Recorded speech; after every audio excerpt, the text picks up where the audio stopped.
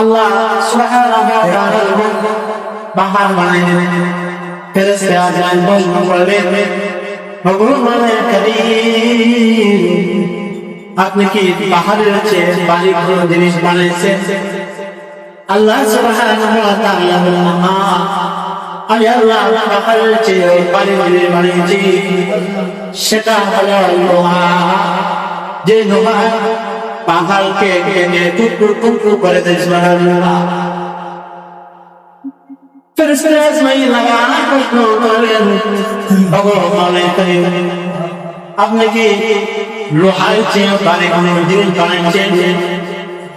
আল্লাহ সুবহানাহু ওয়া তাআলা বললেন, আমি আল্লাহ লোহার চেয়ে ভারী জিনিস বানিয়েছি, সেটা হলো আগুন। যে আগুন মুহূর্তে লোহাকে পুড়িয়ে তামাম করে দেয়, কথা বলেন কিনা? আবার ফেরেশতা আজরাইল প্রশ্ন করলেন, আপনি কি আগুনের চেয়ে ভারী কোনো জিনিস বানিয়েছেন?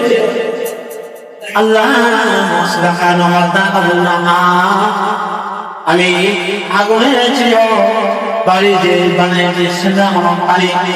যে পানি আগুনকে নিভিয়ে দেয়, কথা বলেন কিনা? আবার প্রশ্ন করলেন, ভগবান আপনি কি পানির চেয়ে ভারী কোনো জিনিস বানিয়েছেন? আল্লাহ সুবহানাহু ওয়া তাআলা বললেন, আমি পানির চেয়ে ভারী জিনিস বানিয়েছি, সেটা হলো বাতাস। যে বাতাস পানিকে একবার করে কাঁদতে হারিয়ে দেয়, কথা বলেন কিনা? আবার প্রশ্ন করলেন, আপনি কি পাহাড়ের চেয়ে লোহার চেয়ে আগুনের চেয়ে পানির চেয়ে বাতাসের চেয়ে ভারী কোনো জিনিস বানিয়েছেন?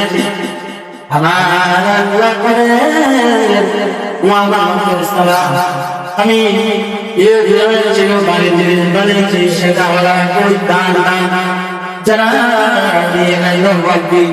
আল্লাহ তাআলার সম্মানের জন্য একমাত্র বিল্লাহের জন্য দান হাতে দান করে বাল যাবে না, ওই দান পাহাড়ের চেয়ে লোহার চেয়ে আগুনের চেয়ে পানির চেয়ে বাতাসের চেয়ে ভারী হয়ে যায়, না? তাহলে আল্লাহর রাস্তায় দান আদায় করলে ভাবনা লোহার চেয়ে ভারী বলা হয়েছে, পাহাড়ের চেয়ে ভারী বলা হয়েছে। আল্লাহ পরীক্ষা অনেকে আল্লাহ 2 টাকা মালিক করেছে, অনেকে লক্ষ টাকা মালিক বানিয়েছে। প্রত্যেককে আল্লাহ সুবহানাহু ওয়া তাআলা পরীক্ষা করার জন্য দর্শন করেছে। কিয়ামতের দিবসে জিজ্ঞাসা করবে, আমি যে দুনিয়াতে 10 কোটি টাকা মালিক বানাইছি, লক্ষ টাকা মালিক বানাইছি, ওই টাকাগুলি তোমরা কোন কাজে ব্যয় করেছো হিসাব দিতে হবে। হিসাব না দিয়া একটা মুহূর্তের জন্য আল্লাহর দরবার থেকে যাওয়া যাবে না। আমরা হিসাব করে টাকা কয়জন হিসাব করি, হিসাব আছে একবারে ভাই করে হিসাব করি। কোন ক্ষেত্রে? যখন মসজিদ মাদ্রাসায় ডিটেল হিসাব করি, ভাই যে আমাকে 10 বছর সিমেন্ট বলা হয়েছে, কিভাবে হিসাব শুরু? কিন্তু যদি গুনাহের কারণে যদি কোন কিছু হিসাব নাই, কত টাকা লাগে এটা রান করা হয়, এত জন গানারে আনতে হবে, বাদ্যযন্ত্র ভালো হবে, কত টাকা দিবা? অনেকে করে যত লাগে পরে আমাকে বলা হবে, সব দিয়ে যখন আসে কি হাসার ময়দানে যে আল্লাহ জিজ্ঞাসা করে, আমি তোমাকে ধ্বংস করে দিয়েছিলাম ওই হারাম গানের জন্য বের করা হয়েছিল, অথচ তোমাদের মসজিদ ছিল, একটি মাদ্রাসা ছিল, থাকার কারণে সিমেন্টের কারণে রোদের কারণে এটার কারণে তোমাদের মাদ্রাসা হয় না, 20 বছর হয়ে গেছে মাদ্রাসা হচ্ছে না, বিল্ডিং করা যাচ্ছে না। ওই দিন আমরা আল্লাহ কি দোয়া বাঁচার কোনো উপায় জানি না। এই জন্য আমরা দিনের কাছে বের হয়ে দুই মনে মনে আল্লাহর রাস্তায় খরচ করছে আল্লাহর রাস্তায় দিলে আল্লাহ তাআলা কুরবান কসম করে কুরবানি কসম করে কে কুরবান করে শুধু বড় জগৎ করে লাভ করে না বিভিন্ন বিষয়ে মনে হাদা থাকে এটাও একটু কুরবান আমার মন চায় না আমি ওদের সাথে দেই না তো আমি তো এটা আখেরাতের জন্য দিয়েছি এটা একটু করি না আমরা কুরবানি কসম করে কুরবানির মাধ্যমে আল্লাহ তাআলা যখন তাআলা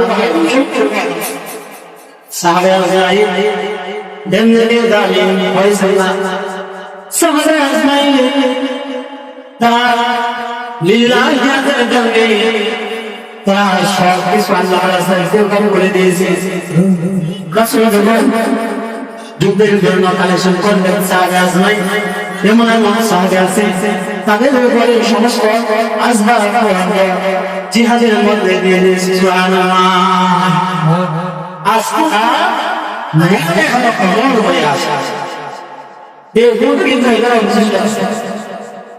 মানুষ মরে যায় কিন্তু মানুষের না মরে যদি ভালো মানুষ হয়ে যেতে পারে বলে ভালো মানুষ হয়ে যেতে পারে দেখবেন মনে হবে কেমন পর্যন্ত এই গুণ বাকি থাকে না কোন হাজির দিয়ে বিষয়